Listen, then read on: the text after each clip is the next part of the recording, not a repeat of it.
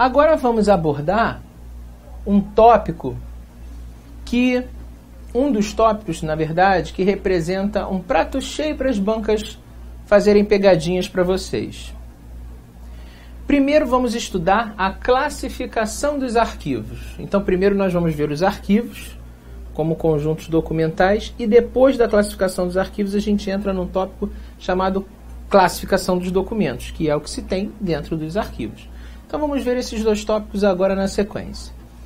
A classificação dos arquivos, ela começa, proporcionando o entendimento de como eu chamo os arquivos, como eu classifico os arquivos segundo entidades criadas ou segundo entidades mantenedoras, Então, de acordo com a instituição que é constituída, eu posso dizer que os arquivos são públicos, privados, familiares ou pessoais.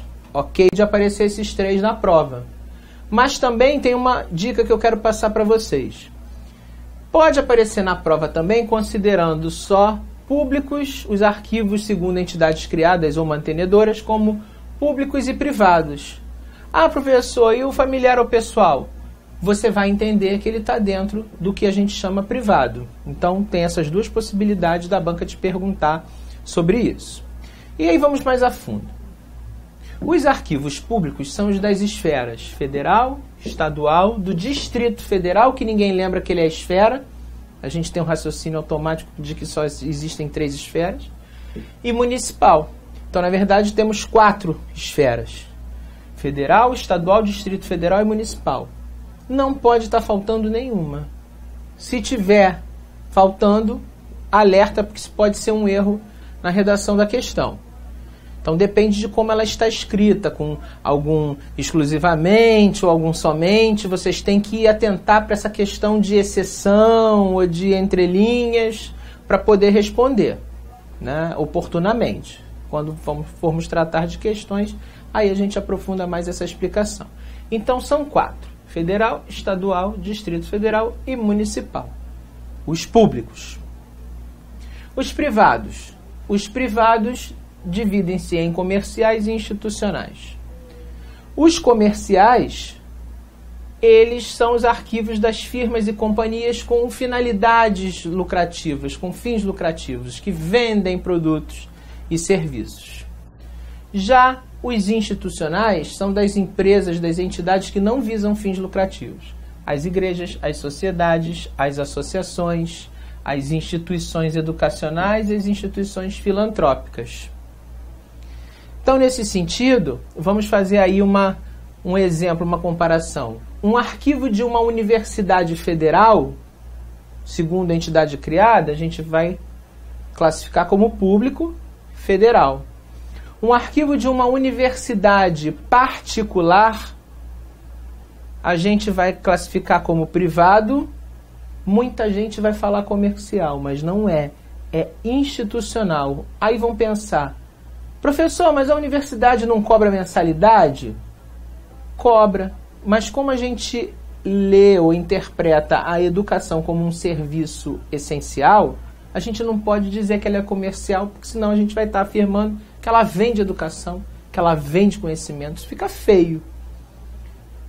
Por mais que possa parecer de outra forma, a gente não pode dizer que um arquivo de uma universidade privada é comercial, porque ela te cobra mensalidade. Essa mensalidade é para suprir um monte de necessidades da universidade, mas que não é algo que dê lucro. A gente não pode interpretar isso como algo que dê lucro para ela. No sentido arquivístico, Mundo maravilhoso da teoria é uma coisa, a prática é outra. Mas a gente, para passar no concurso, tem que se ater a esse mundo maravilhoso da teoria, conforme eu chamo. Então, o arquivo de uma universidade privada, ele é particular, ele é privado institucional, porque educação é um serviço essencial e não pode ser interpretado como algo que possa ser vendido. Ok? Nesse sentido. Então, uma outra situação. A Sociedade de Economia Mista. O que é uma sociedade de economia mista?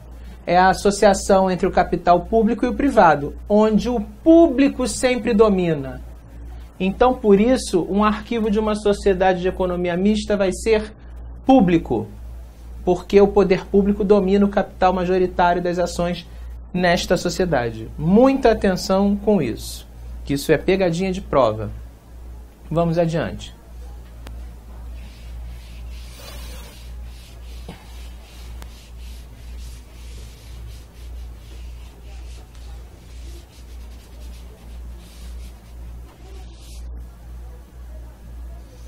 Vamos agora passar para a classificação dos arquivos no que tange os estágios de evolução dos arquivos. Quando a gente fala estágios de evolução dos arquivos, a gente está fazendo referência ao que a gente chama ciclo vital dos documentos, que provém da teoria das 3 idades, criada por Jean-Jacques Vallée em 1973. E esse ciclo de vida dos documentos corresponde às fases pelas quais o documento passa na sua trajetória, desde a sua criação até a sua destinação. E aí a gente tem como fases a fase corrente, intermediária e permanente. Atenção para o que eu vou falar agora, principalmente. Dentre essas 3 fases, a gente não pode dizer que o documento vai passar por todas. Aqui na definição está fases pelas quais o documento passa, mas entendam que o documento não precisa, não é obrigado a passar por todas necessariamente. Ele pode passar por todas, como pode não passar. Então a única certeza que vocês podem ter dentre essas 3 fases é que todos vão ser correntes. Todos vão nascer correntes. Daí a dizer que vão para uma intermediária ou que vão para uma permanente ser guardados definitivamente, aí tem um monte de circunstâncias envolvidas, né, no meio disso tudo. Então, os arquivos não passam obrigatoriamente por todas as fases do ciclo. Senão não ia ter renovação de documentos de massa documental, a gente ia guardar tudo que a gente produzisse. E isso é um contrassenso para a arquivologia, porque ela preza em manter só o que é necessário para a instituição trabalhar, administrativamente, historicamente. Vamos continuar as explicações.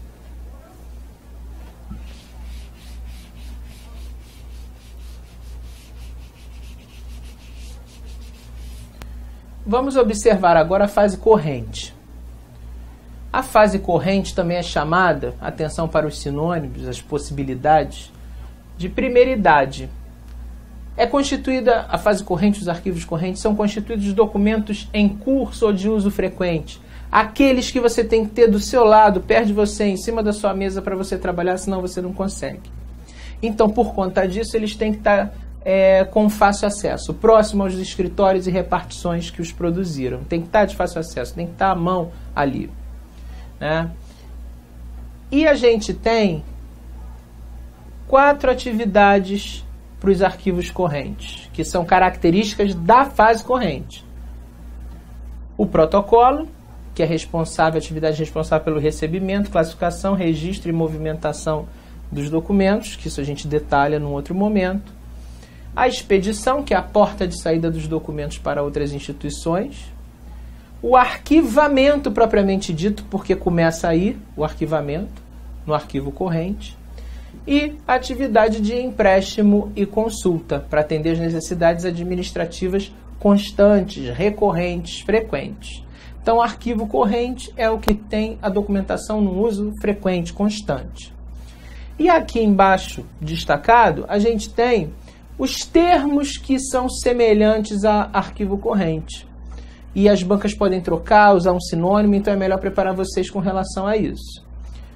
Arquivo corrente, de primeira idade, setorial, administrativo, ativo, também pode aparecer bastante em prova, se for o caso, dependendo da banca. Então, arquivo ativo é um termo que vem da administração, então eles usam, em vez de usar corrente, usam ativo. Vivo, de movimento, em curso, núcleos de arquivo, primeira fase e primeiro ciclo. Então, esse é o arquivo corrente com a sua definição e as suas atividades peculiares. Vamos passar para o seguinte.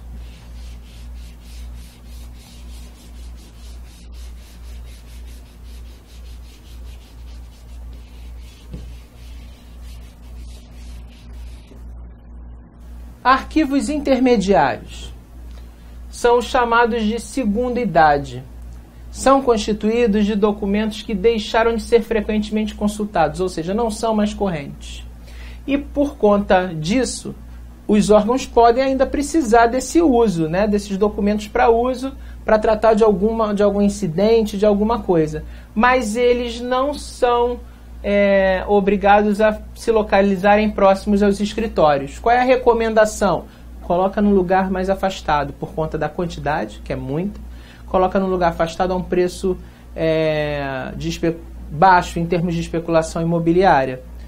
E por quê? Porque você não vai jogar fora ainda, não vai mandar para um permanente, você está esperando ele passar uma chuva lá para ver o que vai fazer com ele. Ele ainda tem um tempo ali a cumprir, apesar de não estar sendo mais usado recorrentemente. Então, esses são os intermediários.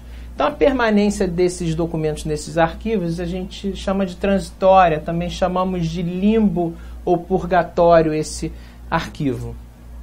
E aqui os termos relacionados: intermediário, né, claro, propriamente dito, segunda idade, pré-arquivo, record center, atenção para o semiativo, né, que é um termo que vem da administração e algumas bancas usam.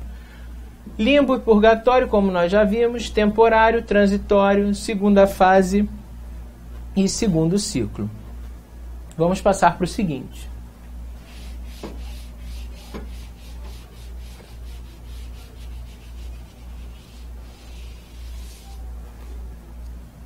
Os permanentes. Arquivos permanentes são conhecidos como os de terceira idade.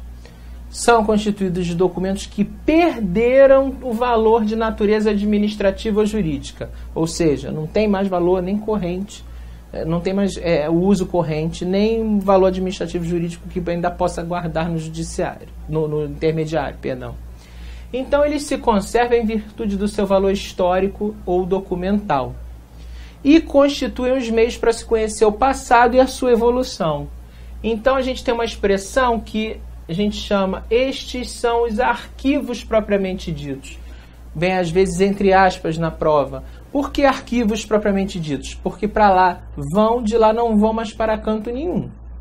Não tem mais outra fase, é fim de linha. Acabou a tramitação, tá? Mas não acabou o uso. Acabou para a administração.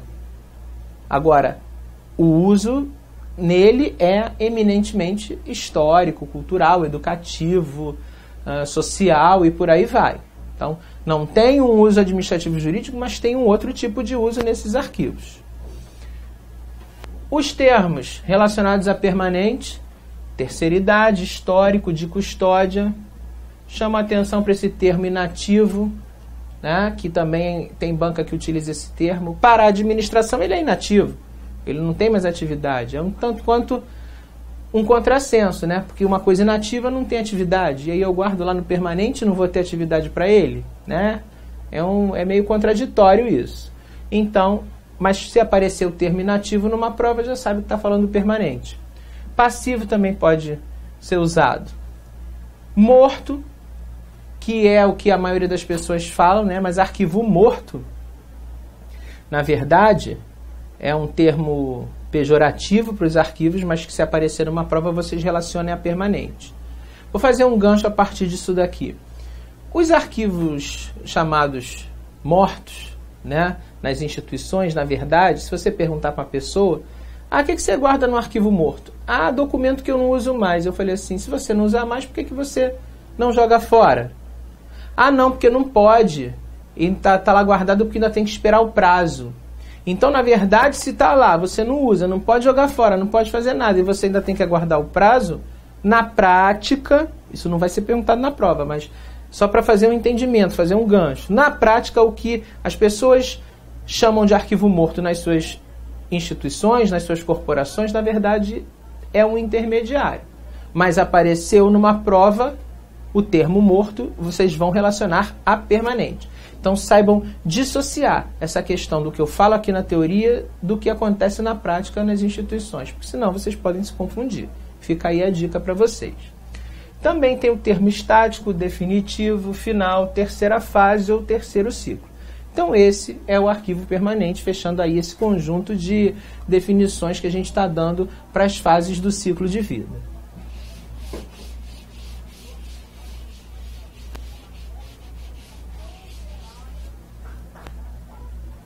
Estamos falando de fases do ciclo de vida, de movimentação entre as fases, e essa movimentação entre as fases do ciclo de vida ela é nomeada. Então a gente chama de transferência a passagem da fase corrente para a fase intermediária. E a gente chama de recolhimento a passagem da fase intermediária para a permanente. Também pode acontecer, atenção, um recolhimento direto da fase corrente para a fase permanente. Alguns documentos já nascem com essa possibilidade. Então, se eu já sei que eu tenho na minha mão um documento que eu vou usar na forma corrente, mas que eu não posso nunca jogar fora, que a guarda dele vai ser permanente, para que eu vou entupir, encher o meu arquivo intermediário de documento para depois mandar para permanente? Acabou o prazo destinado ao uso corrente, eu recolho direto para o permanente. Isso é possível de acontecer, sim. Vamos adiante.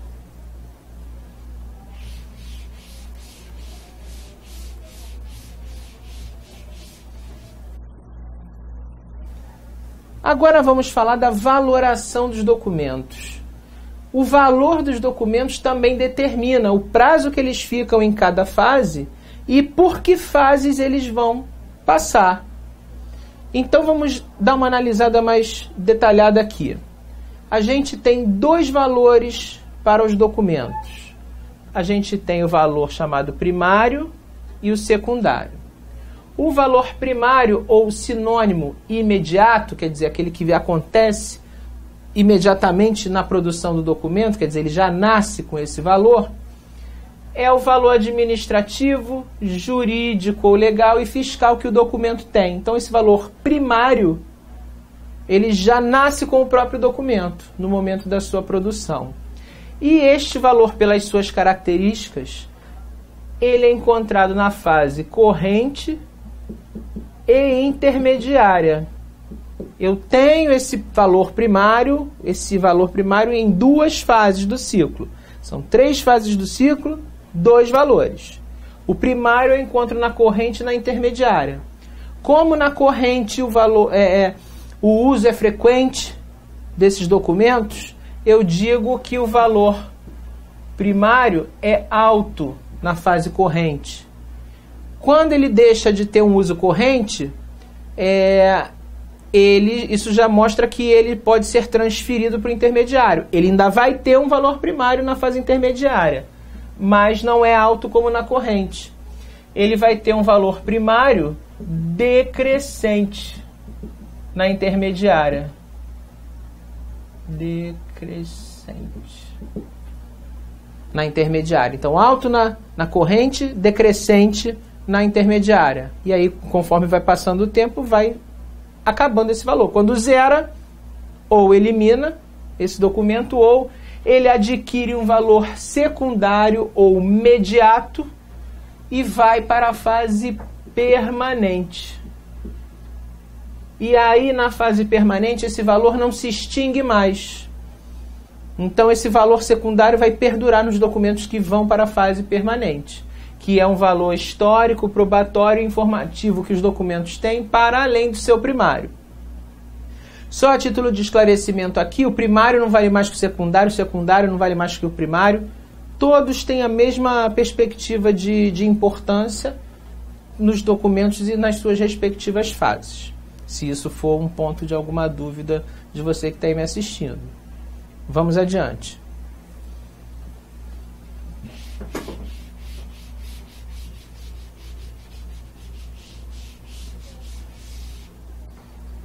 Passada essa questão do ciclo de vida dos documentos, a gente também classifica os arquivos de acordo com a extensão de sua atuação. Uma dica para vocês. Quando eu falo extensão de atuação dos arquivos, nesse caso aqui eu estou me referindo somente aos correntes. Eu não classifico os arquivos desta forma que nós vamos ver agora na fase intermediária ou na permanente. Então fiquem atentos com isso e com os enunciados que podem ser pegadinhas para vocês na hora das questões. Então a gente classifica quanto à extensão de atuação os arquivos de gerais ou centrais, que são aqueles que centralizam as atividades de um arquivo corrente.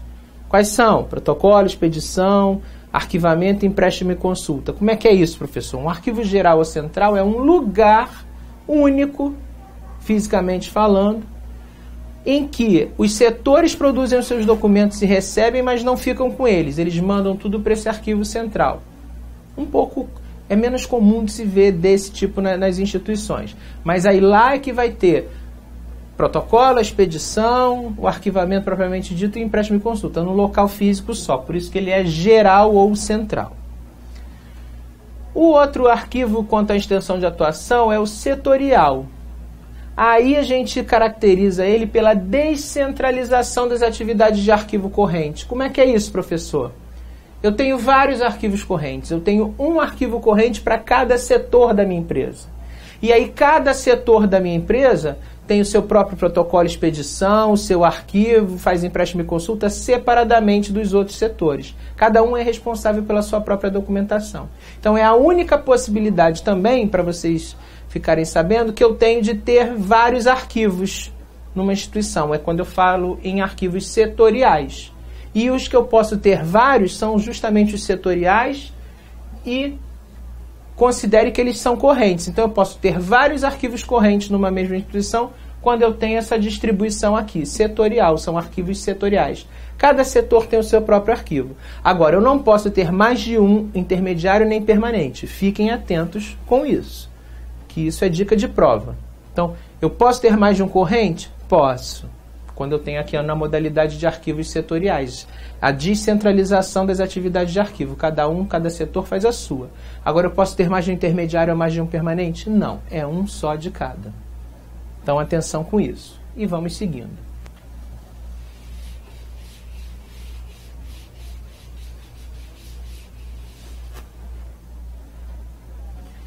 Agora, entremos na classificação dos arquivos quanto à natureza dos documentos. E quanto a esse aspecto, eu posso classificar os arquivos em especial ou especializado. Também as bancas gostam muito de se utilizar desses termos por causa da semelhança na grafia, para tentar confundir a cabeça do candidato. Eu chamo de arquivo especial aquele que é ligado ao suporte, né? Vou considerar aqui o ponto de apoio, o suporte. Porque é aquele arquivo que tem sob a sua guarda documentos em suportes diferentes do papel. E por serem documentos registrados em suportes diferentes do papel, eles vão, por necessidade, exigir um tratamento diferenciado, né, ou especial, com relação ao armazenamento, registro, acondicionamento, controle e conservação. Eu tenho aí como exemplo de arquivos especiais os arquivos de fotografias, de discos, de fitas, clichês, microformas, slides, todos esses são chamados arquivos, documentos especiais. Um arquivo é especial quando ele tem só essas formas, né? Esses formatos de documentos que são constituídos, produzidos em suportes diferentes do papel. Então, especial é algo ligado a suporte, diferente do papel. Atenção com isso, fica a dica. E o especializado? O especializado é o que tem sob a sua custódia documentos que versam sobre um campo específico, né? Detalham experiências humanas num campo científico de conhecimento. A gente tem aí como exemplo os arquivos médicos, os arquivos hospitalares, os arquivos de imprensa, os de engenharia, é o que a gente chama impropriamente, entre aspas, de arquivos técnicos. Ah, vou lá no arquivo técnico. Vai no especializado. Então, o especializado vocês podem dizer que é ligado a um assunto, né? A um campo de conhecimento que versa oportunamente sobre a atividade fim da empresa, a atividade para a qual ela foi constituída. Então é especializado. Muito cuidado com essas nomenclaturas e o que designa cada uma. Vamos adiante.